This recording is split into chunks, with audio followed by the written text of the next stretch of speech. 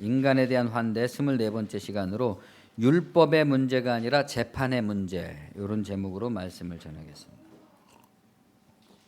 율법의 문제가 아니라 재판의 문제.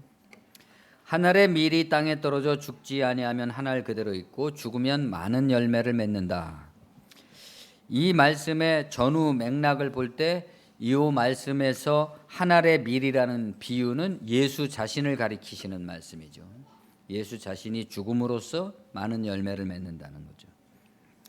이스라엘이 회복될 때 평화의 왕이 나귀 새끼를 타고 예루살렘에 입성할 것이다. 그런 게 구약 성서 미가서에 나오는데 그 예언에 따라서 예수께서는 일부러 나귀를 끌어오라 그래갖고 나귀를 타고 나귀 퍼포먼스를 하시면서 예루살렘에 들어오셨죠. 6월절 전에. 요한복음의 기록상으로만 보면 예루살렘에 들어오셔서 하신 첫 번째 말씀입니다. 그러니까 일종의 왕의 귀환 성명이다, 도착 성명이다, 이렇게 말할 수 있죠. 인자가 영광을 받을 때가 왔다. 아멘 아멘, 내가 너희에게 말한다. 밀알 하나가 땅에 떨어져 죽지 않으면 한 알 그대로 남아있고 죽으면 많은 열매를 맺는다. 이와 같이 혹은 나와 같이 자기 목숨을 사랑하는 사람은 목숨을 잃을 것이요 이 세상에서 자기 목숨을 미워하는 사람은 자기 목숨을 영생토록 보존할 것이다. 누구든지 나를 섬기려면 나를 따르라. 내가 있는 곳에 내 사역자도 있을 것이다. 누구든지 나를 섬기면 아버지께서 그를 귀하게 여기실 것이다. 영광을 받을 때가 왔다. 이거는 왕으로 인정되는 순간, 왕관을 딱 씌워줘. 대관식에서 왕관을 딱 쓰면은 왕이 되는, 영광이 되는 거잖아요. 근데 예수의 영광은 십자가에서 죽는 순간을 말씀하시는 거죠. 죽는 순간이 그리스도의 영광입니다. 그러니까 예를 들어서 우리 교회가 이번에 이렇게 엄청난 건물을 완성시켰는데 다 하나님의 영광입니다. 이 말도 안 되는 얘기죠. 성경적이지 않은 얘기입니다. 인간의 영광이죠. 그런 거는. 그리스도의 영광은 죽음을 통해 나타난다. 누구든지 이렇게 말씀하신 것은 명절에 올라온 헬라인들이 자기들도 유대인뿐만이 아니라 자기들도 소문으로만 들었던 예수를 좀 뵙기를 청했기 때문에 하신 말씀입니다. 출신, 혈통, 인종, 심지어 종교, 그 무엇도 중요치 않다. 중요한 건 뭐야? 나의 길을 따르느냐 안 따르느냐가 중요하다. 나를 따르는 자는 장차 내가 있는 곳에 있게 될 것이고 내 아버지께서 그 사람을 귀하게 여기실 것이다. 그러면 나의 길이라는 건 뭐냐? 귀한하신 왕으로서 선포하신 왕의 통치. 이제부터 예수라는 왕이 통치하는 믿음의 왕국, 진리의 왕국의 통치 방식은 뭐냐? 한 알의 밀이 땅에 떨어져 죽으면 많은 열매를 맺고 죽지 않으면 한 알 그대로 있고 죽으면 많은 열매를 맺는다는 그런 방식이다. 이거. 그럼 이 비유는 요한복음 전체의 그리스도의 사역과 가르침에 있어서 어떤 의미를 가지는 것이며 또 인류 역사상 예수라는 이가 그리스도로 오셔서 말씀하신 어떤 의미를 갖느냐, 왜 이런 말씀을 하셨고 왜 이런 사역을 하셨느냐 하는 것이 중요하다 이거죠. 그리스도로서 예수님은 단순히 인간들 가운데서도 위대한 인간으로 추앙받으시기에 부족함이 없으시죠. 세계 4대 성인이시고 예수 안 믿는 사람들도 예수님은 존경한다 그러는 사람들이 많이 있잖아요. 그건 그대로 놔두고 우리는 그런 게 아니라 복음서에 나와 있는 예수 그리스도를 구원의 믿음으로 받아들이는 사람이다. 그냥 훌륭하신 분을 믿는 게 아니라 구원의 믿음으로 받아들이는 우리에게 있어서 가장 중요한 것은 그의 죽음의 특별함입니다. 죽음의 특별함. 어디가 특별하냐? 그는 죽는 방식을 가르쳐 주심으로써 사는 방식을 제시하셨다. 여태까지 이런 선생은 없는 거죠. 잘 사는 길, 잘 먹고 잘 사는 방법 이런 걸 가르쳐야 되는데 예수께서는 죽는 방식을 가르치심으로써 사는 방식을 제시하셨다. 그 자신이 특별한 죽음을 위해서 오셨다고 누차에 걸쳐서 얘기했어요. 항상 나는 죽으러 왔다. 그리고 오직 그 죽음을 향해서 걸어가셨습니다.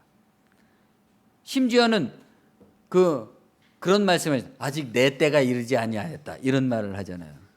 그런 것도 뭐예요? 내 때가 아직 이르지 않았다는 건 죽을 때가 아직 안 됐다는 얘기예요. 영광을 받을 때가 아직 안 왔다는 얘기입니다. 나중에 이제 자신이 죽게 됐을 때 뭐라는 아버지여 때가 이르렀사오니 이렇게 말씀하십니다. 죽는 방식으로서 영원히 사는 모델의 길을 제시하신 것이죠.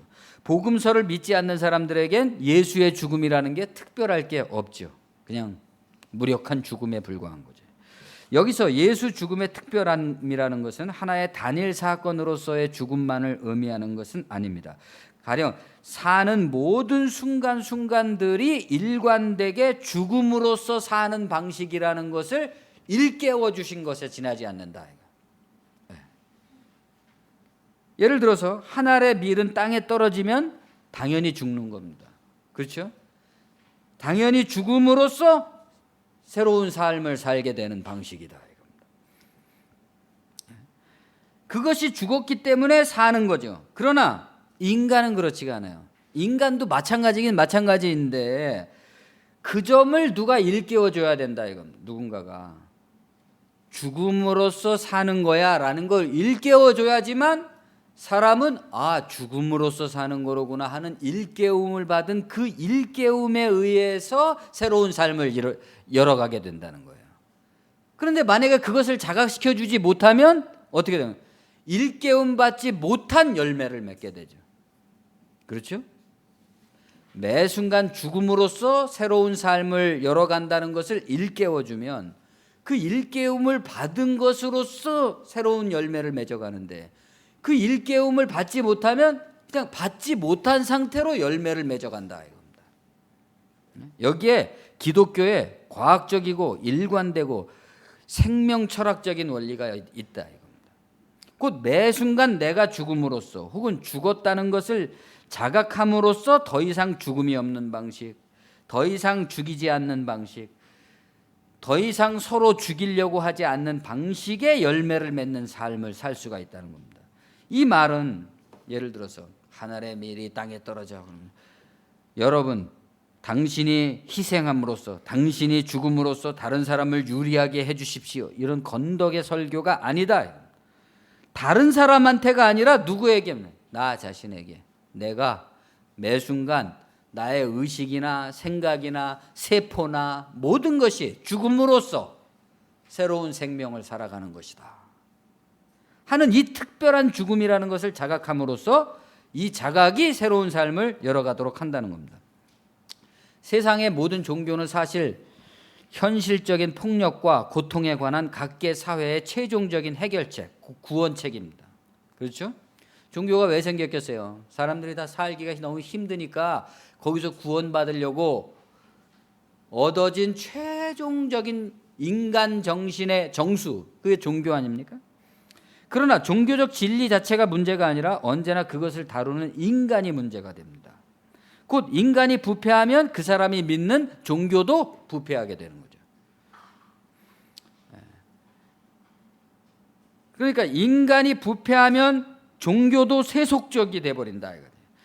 그러면 종교가 세속화되면 거기에 대한 반발이 또 일어나게 되죠. 원래 종교를 지키려는 사람들이 나타나는데 그게 바로 뭡니까? 도피주의, 은둔주의다 이겁니다.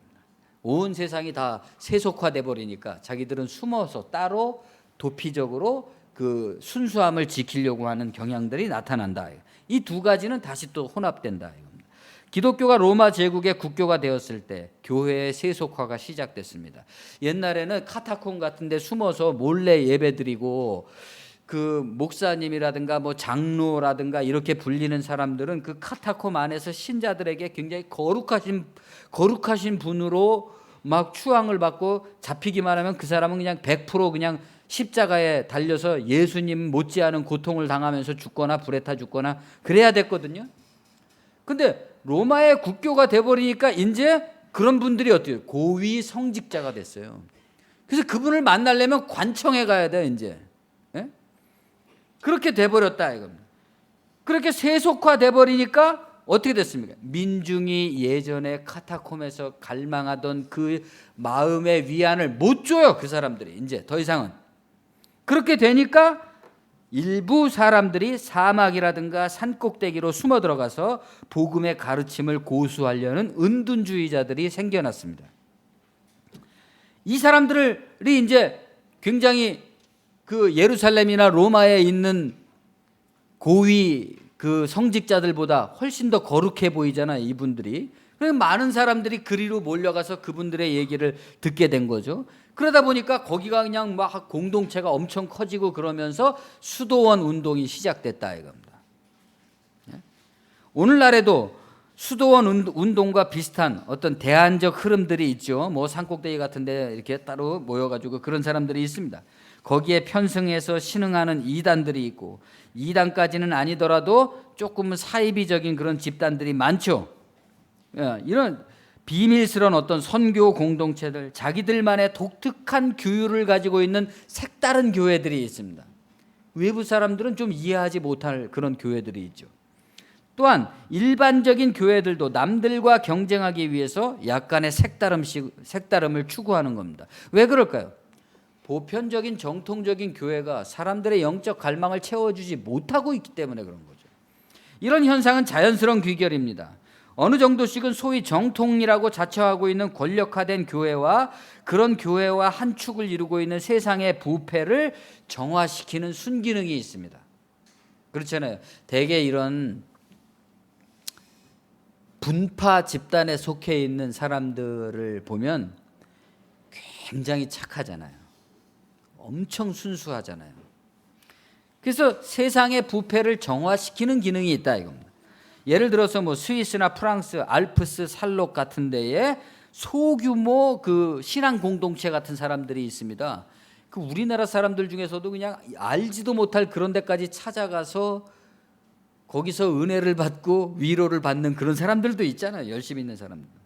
반대로 기독교 전통의 서구 사회에서 실망해서 동양 종교에 귀의하려는 그 서구인들도 많이 있습니다. 그들이 만일 가까운 교회에서 진리를 발견할 수 있었더라면 그런 뭐 색다른 것을 추구할 필요가 없었겠죠. 그러나 이런 도피안적인 신앙이 세속에 영향을 미치게 되니까 이 세속화된 교회도 재빨리 이것을 자기들의 프로그램에 도입하게 됐습니다. 그렇지? 옛날에는 뭐 굉장히 정통 교회에서는 거부하던 것들을 이제 교회에서도 수용하게 된 거죠. 예를 들어 교황청이 수도원과 수도회를 공인해 주듯이 한양의 도성에 있는 국왕이 지방에 있는 사림들의 서원에다가 편액을 하사하잖아요. 그럼 뭡니까? 지방에 있는 선비들을 자기의 수하에 두겠다는 거죠. 세속화된 종교 내부적으로도 신자들을 이런 식으로 반세속주의적이고 타계지향적인 신앙으로 교육시키는 것이 상업적으로도 유리하다는 것을 간파한 겁니다. 여기서 강조되는 것이 현실과 유리된 천국과 지옥이고 복과 저주죠. 원래 종교는 현실의 문제에 대한 구원으로부터 출발했는데 결과가 어떻게 됐다는 겁니까? 현실과 유리된 천국과 지옥 얘기로 갔다는 겁니다. 천국에 가기 위해서 혹은 복을 받기 위해서는 철저하게 순응적이 되지 않으면 안 돼요. 그들은 자기를 포기하고 교회나 공동체의 가르침에 순응하고 기도나 종교적 사업에 열심히 참여하고 부지런히 선행하기를 장려했습니다. 그러나 그것은 한편으로는 복을 받기 위한 이기적 계산에서 나온 자발적인 충성이었다 이겁니다. 그러니까 신자들도 목사들만 머리가 교활한 게 아니라 샘속이 교활한 게 아니라 신자들도 교활하다 이겁니다. 자기들이 복을 받기 위해서 일부러 그렇게 맞췄다는 거죠. 물론 이런 순결주의적이고 도피주의적인 신앙도 어느 개인들, 집단들에게 있어서 나쁘지는 않습니다.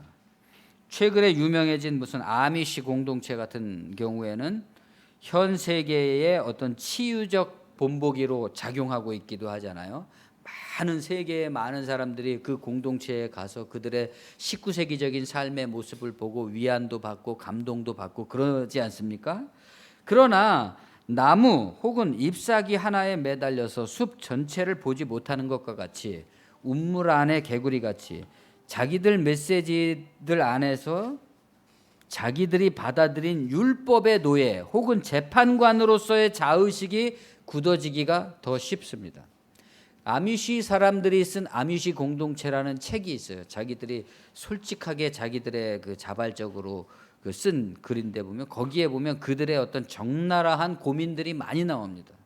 택시를 타야 될 것이냐 말 것이냐, 또 마차를 타고 다녔는데 그 사람들은 마차에다가 그 자동차에 있는 그 헤드라이트 같은 거를 달 것이냐 말 것이냐, 옷을 입을 때 예전에는 19세기 사람들처럼 검은 옷에다 검은 모자를 쓰고 다녔는데 뭐 조끼를 입을 것이냐 말 것이냐, 이런 걸 가지고 무지하게 토론하고 서로 정죄하기도 하고, 또 전화를 놓을 것이냐 말 것이냐, 이런 문제예요. 그래서 어떤 사람들은 심지어 자기는 신앙을 고수하기 위해서 전화를 안 놔요. 근데 자기도 먼 데 있는 친척하고 통화를 하고 싶어. 그러면 다른 사람의 집에 가서 전화를 해요. 이런 식의 문제들이 발생한다. 강력한 종교적 결집체일수록 그 구성원들은 내부적으로 율법의 노예가 되고 외부적으로는 그 율법을 휘두르는 재판관이 되기 쉽다 이겁니다. 비록 그 율법이 바른 것일지라도 세상을 향할 때 정죄의 양상을 띠는 재판의 문화가 항상 문제가 된다. 재판 문화. 생각해 보십시오. 인간과 인간 사이, 갈등과 갈등 사이, 가령 뭐 동성애자와 이성애자 사이, 보수와 진보 사이. 진정한 문제는 율법이 아니라 재판이죠. 다른 사람을 재판하는. 우리들이 매일매일 겪고 있는 사소하거나 심각한 갈등 속에서는 율법이 문제가 아니라 재판, 진리가 문제가 아니라 진리를 다루는 인간의 재판의 폭력성이 문제가 됩니다. 아무리 옳아도 옳은 사람들의 재판으로 틀린 사람의 죄를 정죄할 때는 거기에 재판의 폭력성이 문제가 되죠. 율법을 완성시키질 못해요. 그래서 아름다운 세상을 못 만듭니다. 어떤 무죄한 개인일지라도 이런 재판에 걸리기만 하면 꼼짝없이 문화적으로 유죄 판결을 받게 되죠. 잘못이 없어도. 개인이 그런 판결의 형벌에서 벗어나기는 어렵습니다. 지금 우리나라의 기독교인들에겐 나름대로 기독교적인 순결주의와 금욕주의적인 삶이 있죠. 모범적인. 그러나 그 이면에는 세속주의적인 욕망도 있습니다. 모순이 공존하는 거예요. 표면적으로는 독실한 기독교인의 율법에 의해서 그 속에 들어있는 욕망들이 가려져 있습니다. 그리고 그 율법의 권위는 타자를 정죄하는 재판관으로서의 자의식을 가지게 합니다. 자기도 똑같이 마음속으로는 그런 욕망과 그런 욕망을 지향하고 싶어하는 그런 마음을 가지고 있으면서 타인을 향해서는 그것을 재판하는 재판자의 형세를 취하고 있다. 기독교인들이. 비난받는 재판관 꼴이 된 거죠. 가령 예수 천당 불신 지옥을 외칠 때, 타인을 향해서 외칠 때 자기가 먼저 모순에 빠지게 됩니다. 그러면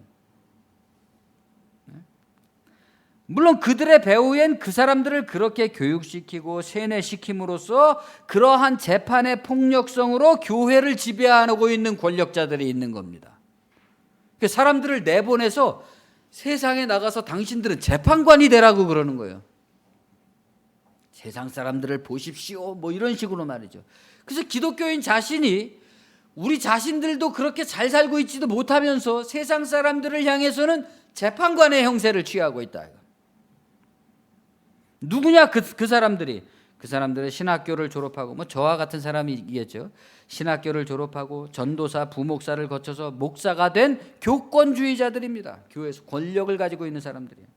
신학이라는 학문의 맛을 조금 봤다 뿐이지 다른 사람하고 다를 게 하나도 없어요. 그러나 성직자의 가운을 입고 강대 위에 선 순간 그 사람들은 세상만자 재판관의 특권을 가진 존재가 됩니다. 우리 목사님, 우리 당회장님. 그러면 그의 입에서 나오는 모든 말, 욕망, 소원, 야망, 그런 것들은 다 하나님의 뜻이 되는 거죠. 예? 어떤 사람들은 그러잖아요. 우리 목사님이 기도를 얼마나 많이 하시는지, 기도 중에 뭘 봤다고 그러고, 기도 중에 무슨 음성을 들었다고 그럽니다. 물론 그럴 수 있죠. 뭐 소원이 강하면은 헛개비를 볼 수도 있고 헛소리를 들을 수도 있는 거 아니겠습니까? 그러나 그런 점이 중요한 겁니다. 왜 중요하냐? 여러분도 참 주의를 하셔야 되는 거예요. 이런 거를. 우리가 그런 경험이 있을 수가 있어요. 신비로운. 근데 중요한 건 그리스도의 계시의 본질과 중심은 달라진 게 없어요. 예. 그리스도의 계시의 중심과 본질은 달라진 게 없는데 자기의 경험을 계시 위에다 올려놓게 된다 이겁니다. 그런 사람들이. 그래서 계시 자체가 무시해지고 자기들의 그 경험이 신앙 전반을 다스리는 지침이 돼버리는 거죠. 누가 감히 제사장이 본 것 들은 것을 거부할 수 있겠습니까? 그걸 거부하면 벌써 재판에 걸리는 거예요. 그 공동체 속에 남아있는 한은 불가능한 겁니다. 그런 의식을 가지게 되면 자동적으로 재판의 시스템이 작동하게 돼요. 예를 들어서 목사님한테 반발심을 갖게 되면 벌써 재판하는 그 시스템이 작동하는 거죠. 자기 속에서. 재판이라는 것은요, 여하간 피고인에게 죄책을 유발시켜서 심리에도 건강에도 좋지 않습니다. 그러니까 예를 들어서 제가 아무리 떳떳하고 당당해도 많은 사람들이 나를 욕하면 결국은 나한테 좋은 일이 안 생깁니다. 그 세상의 재판이라는 게 그런 거죠. 이것이 교회들이 사용하고 있는 율법이고, 그 율법의 시스템은 사실은 교회 밖 세상의 재판의 문화와 똑같다는 사실을 우리가 간과하고 있어요. 세상 자체가 원래 그런 율법으로 돌아가고 있는 세상이다. 유사 종교입니다. 우리가 유사 종교를 생각하면, 북한 같은 사회를 생각하면 딱 알 수 있습니다. 유사 종교죠. 율법이 있고 재판이 있죠.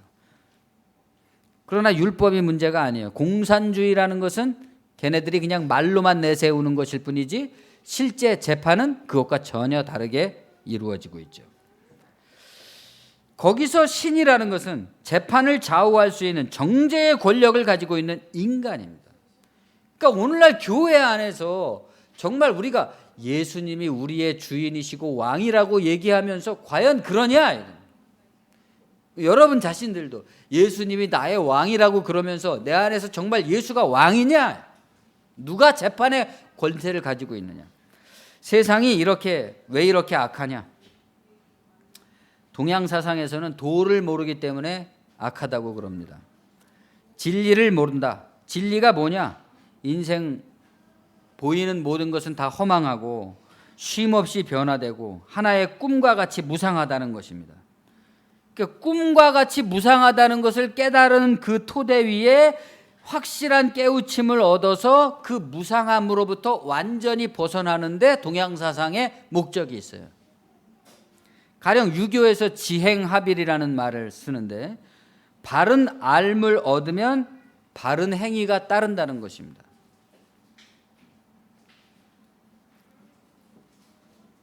그러니까 어떤 사람의 바른 암 속에는 벌써 바른 행위가 들어있다는 거죠. 여기서 말하는 바른 알이라는 것은 마음의 상태를 말하는 거죠. 그 사람의 마음의 상태가 벌써 진리에 입각해서 딱 깨어서 이 인생의 무상함으로부터 벗어나 있는 바른 것이라면 바른 행동이 나온다는 거예요. 그러나 마음이 진리에 입각해 있지 못하다면 입으로 아무리 바른 말을 한다고 할지라도 그 사람의 행동은 결코 바른 게 나올 수가 없죠. 혹은 바르게 행동하는 행위일지라도 거짓입니다. 그것은 악의 쓴뿌리가 그 속에 숨어 있죠. 아무튼 유학에서 인의 예지신을 얘기하고 성과 경을 얘기하든지, 도교에서 노장 사상에서 선을 얘기하든지, 불교에서 뭐 사성제, 뭐 해탈을 얘기하든지 다 하나의 목표를 가졌는데 그게 뭐냐? 세속을 벗어난다는 겁니다. 이 마음의 괴로움에서 벗어난다. 무엇에서? 망상, 집착, 탐욕, 어리석음. 그런데 왜 벗어나야만 되느냐? 세상의 폭력이 너무나 악하기 때문입니다. 세상 권력의 폭력이 너무나 악하기 때문에 거기서 벗어나는 방식으로서 공자가 가르치신 것도, 붓다가 가르치신 것도, 노자가 가르치신 것도 이 세상의 폭력으로부터 벗어나는 길입니다. 도피주의 같지만은 저항의 방식이고 세계 비전을 담고 있어요. 세계 비전을. 온 세상을 이 방식으로 통일해서 이 악한 세상을 끝내겠다. 그 세상이 뭡니까? 힘 있는 놈들이 장군이 되고 왕이 돼가지고 서로 전쟁을 일으켜갖고 수십만의 사람들을 죽이고 못 살게 하고 가뜩이나 살기도 힘든 사람들을 괴롭게 하고 하는 세상을 끝내겠다는 겁니다. 이 비전을 가지고. 그렇기 때문에 진리라는 것은 몇 사람을 향해서 가르쳐지는 거죠. 언제나. 그렇잖아요. 우리가 이렇게 몇 사람을 통해서 진리를 가르쳐 주지만 항상 그 비전은 전 세계를 향해 있다. 만약에 한 사람만을 향하고 세계를 향해 있지 않다면 그 종교는 망하고 말 겁니다. 세상의 악을 벗어나서 평화를 얻으려고 하는 한 가지 이유, 한 사람으로부터 세계를 변화시킨다는 하나의 목표를 갖고 있는 겁니다. 그래서 고등한 종교는 다 세계 종교로서 살아남았잖아요.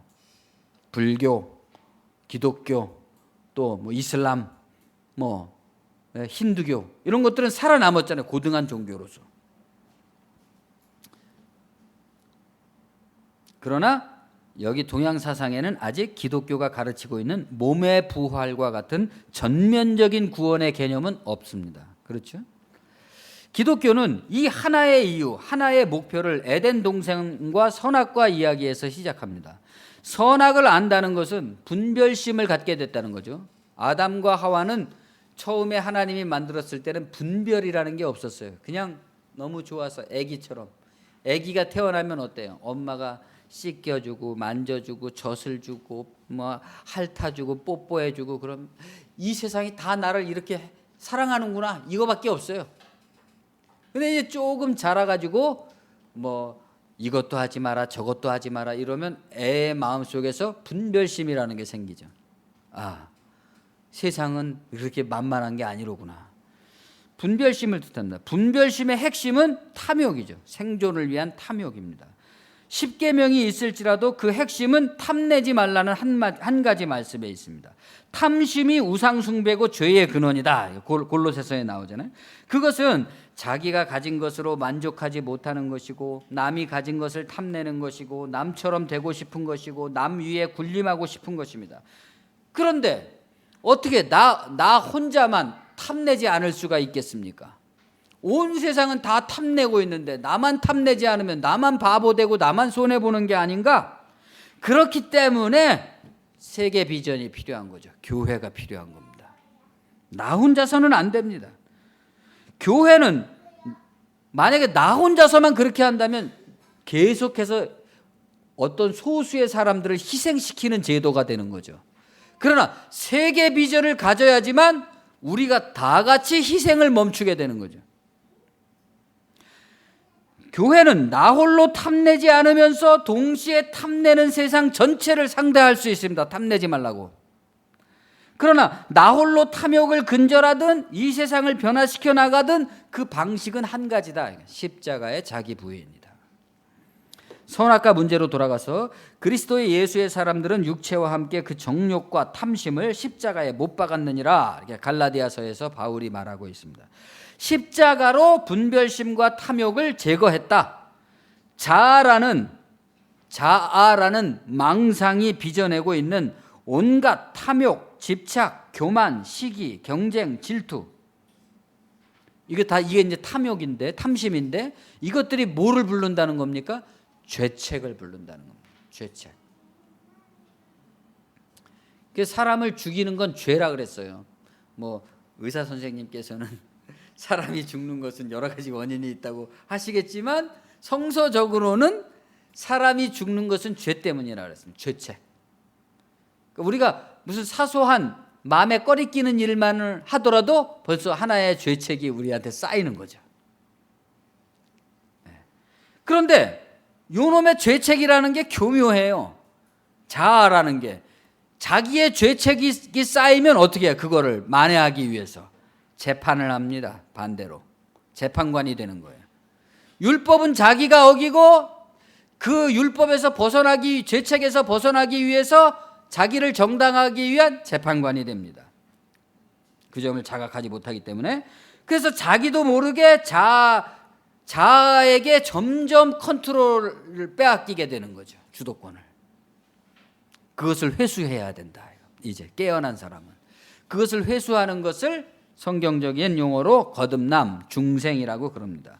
그러나 그 과정은 쉽지가 않다는 겁니다.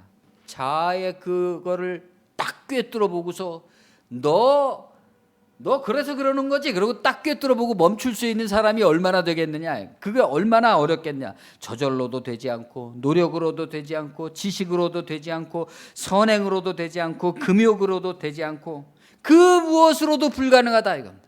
우리 찬송가 있잖아요. 울어도 못하네, 뭐 해도 못하네, 뭐 해도 못하네. 안 돼요. 네? 그러면 무엇으로 가능하냐? 하나님의 성령으로 가능하다 그랬습니다. 하나님의 성령으로 가능하다. 이 기적과 같은 말이잖아요. 이 말은 노력하지 말라는 말이 아닙니다. 죽도록 노력하라는 말이죠. 하나님의 성령으로 된다는 말은 죽기까지 싸워야 된다 그랬잖아요. 예? 성령으로 말미암아 자기를 부인하고 새 생명 가운데 들어간다. 죽기까지 싸워야 되는 겁니다. 여러분 그렇게 쉬운 게 아니에요. 믿습니다 그러면 되는 게 아닙니다. 자기 안에 얼마나 치열한 싸움이 있어야만 평화가 오겠습니까? 여러분도 우리가 지나온 세월을 한번 생각해 보세요. 내가 나의 그런 괴로움들에서 벗어나기 위해서 얼마나 치열한 싸움을 싸워왔는지 거의 죽을 지경을 치르면서 싸워서 벗어났잖아요. 안 되는 겁니다. 그렇기 때문에 어떤 사람들은 교회를 조금 다녀보다가 결국 난 안 된다. 그리고 낮아빠지는 거예요. 이 역시 성령으로만 된다는 진리를 몰라서 그러는 겁니다. 성령으로만 된다는 걸 믿어야 되는데 그 사람은 자기 노력으로 자기 인생을 하나님께 막 빌고 막 그러면서 해보다가 에이 하나님이 어디 있어? 그러고 안 하는 거예요. 끝까지 싸워야 된다는 거예요. 끝까지. 성령이 역사하실 때까지. 그렇기 때문에 신자는 농부가 비를 기다리듯이 인내로서 하나님을 바라고 기다려야 된다 그랬습니다. 그럼 어떻게 성령을 받을 수 있느냐? 어떻게 거듭날 수 있느냐? 죽어야 된다 그랬습니다. 죽어야 된다. 이 마음 곧 옛 자아가 죽어야지 새 자아가 온다 그랬어요. 안 죽으니까 안 죽으려고 그러니까 그렇게 괴로운 거죠. 죽었다니까. 육의 몸으로 심고 신령한 몸으로 다시 살아나나니. 예? 사람이 기독교 가르침에는 우리가 육체의 몸으로 심고 이 세상에 심고 영의 몸으로 살아난다 그랬습니다. 그러니까 천국에 가면은 우리가 몸의 부활을 믿습니다. 그렇게 말하지만 이 몸의 부활이 이렇게 된다는 게 아니라 영의 몸으로 부활한다는 거잖아요. 예를 들어서 이 지상에서 불구자인 사람이 그대로 몸이 부활한다면 천국에 가서도 무슨 불구자로 부활한다는 말입니까? 말이 안 되잖아요. 영의 몸이 있다는 겁니다. 육의 몸이 있으면 영의 몸도 있다. 이 참 과학적인 말입니다. 옛날에 제가 어떤 다큐멘터리를 봤는데 그 지하철역에서 다른 사람 구하고서 다리가 잘려진 그 사람이 있었는데 그 양반이 잘려진 다리가 그렇게 가렵다는 거예요. 있지도 않은 다리가. 예? 생각을 해보십시오. 아니 자긴 다리가 있지도 않은데 다리가 그렇게 가려워서 잠을 못 잔다는 겁니다. 그러니까 그 사람의 정신세계 속에서는 이 육체로서의 겉모습의 육체만 있는 게 아니라 그 사람의 정신이 감지하고 있는 육체가 있는 거죠. 이 육체의 다리는 사라졌지만 그 사람의 정신이 감지하고 있는 육체는 남아있는 겁니다. 여전히. 그래서 가려운 거예요. 그래서 그 사람을 치료하기 위해서 어떻게 했냐면 거울을 갖다가 있는 다리 쪽 반대편에다가 거울을 갖다 놨어요. 그러면 지금 있는 육신의 다리가 그 거울에 비치겠죠?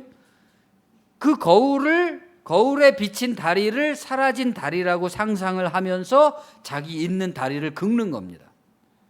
그런데 그 사람에게서 그 가려움이 사라졌다 이거. 육신의 몸이 있으면 생각의 몸도 있고, 생각의 몸이 있으면 영혼의 몸도 있다는 겁니다. 영혼의 몸도 있다. 이 인간의 신비죠.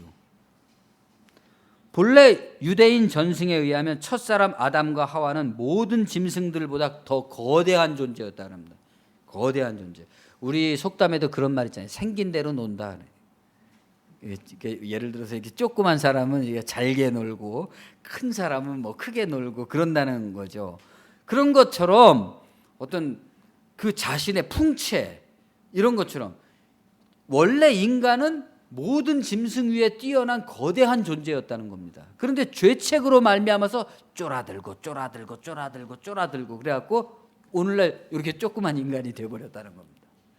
그 생각도 조그맣고 하는 짓도 조그맣고 마음 씀씀이도 조그마진 거예요. 만약에 우리가 그 아담과 하와처럼 그런 거대한 존재였다면, 모든 짐승 위에 뛰어난 거대한 존재였다면 말도 다르게 하고 행동도 다르게 할 거 아닙니까? 예? 생각의 몸도 다르고 영혼의 몸도 다를 거 아닙니까?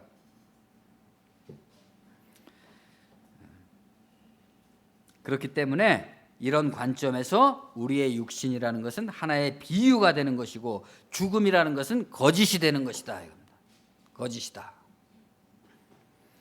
이 비유를 깨닫지 못하고, 이 육신이라는 비유를 깨닫지 못하고, 그 죽음이라는 속임에 속아서 평생을 죽음의 종로로 타면서 죽음에게 봉사하면서 죽음이 시키는 대로 죽음의 열매를 맺게 된다. 인간이. 그것이 바로 반하나님의 세상이다 이겁니다. 인자가 영광을 받을 때가 왔다. 아멘 아멘. 내가 너희에게 말한다. 밀알 하나가 땅에 떨어져 죽지 않으면 한 알 그대로 남아있고 죽으면 많은 열매를 맺는다. 자기 목숨을 사랑하는 사람은 목숨을 잃을 것이요, 이 세상에서 자기 목숨을 미워하는 사람은 자기 목숨을 영생토록 보존할 것이다. 누구든지 나를 섬기려면 나를 따르라. 내가 있는 곳에 내 사역자도 있다. 누구든지 나를 섬기면 아버지께서 그를 귀하게 하실 것이다. 예수님께서는 율법을 부정했다고 공격을 당하셨지만 자신은 율법을 폐하러 온 게 아니라 완성시키려고 오셨다고 그랬습니다.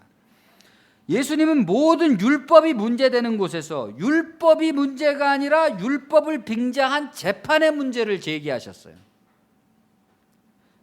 그런 방식의 판결에 이의를 제기함으로써 율법의 본질을 완성시키려고 했습니다.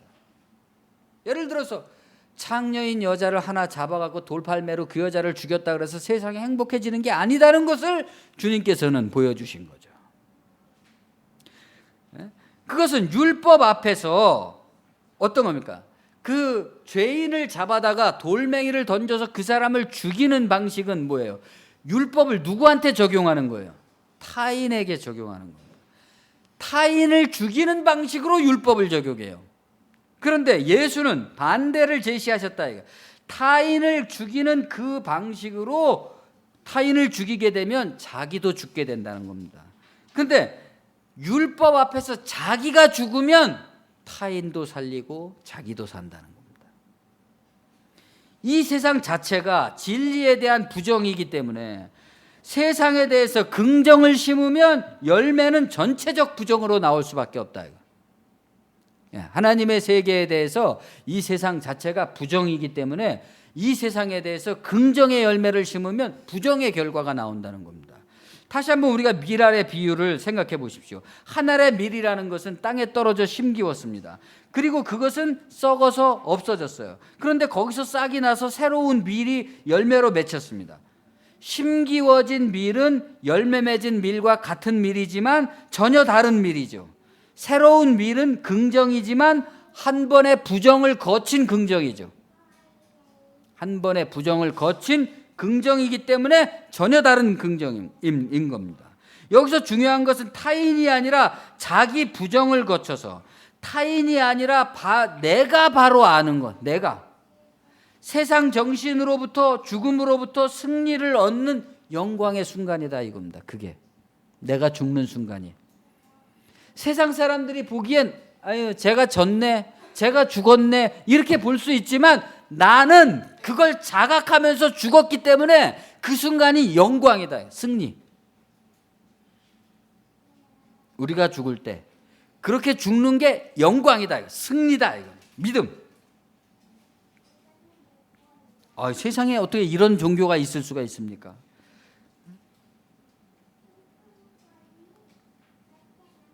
율법을 휘두르는 재판관들의 세상이 아니라 그러한 재판관들의 세상에서 죄인을 방면해주는 평화의 세상을 목표로 한다 이겁니다.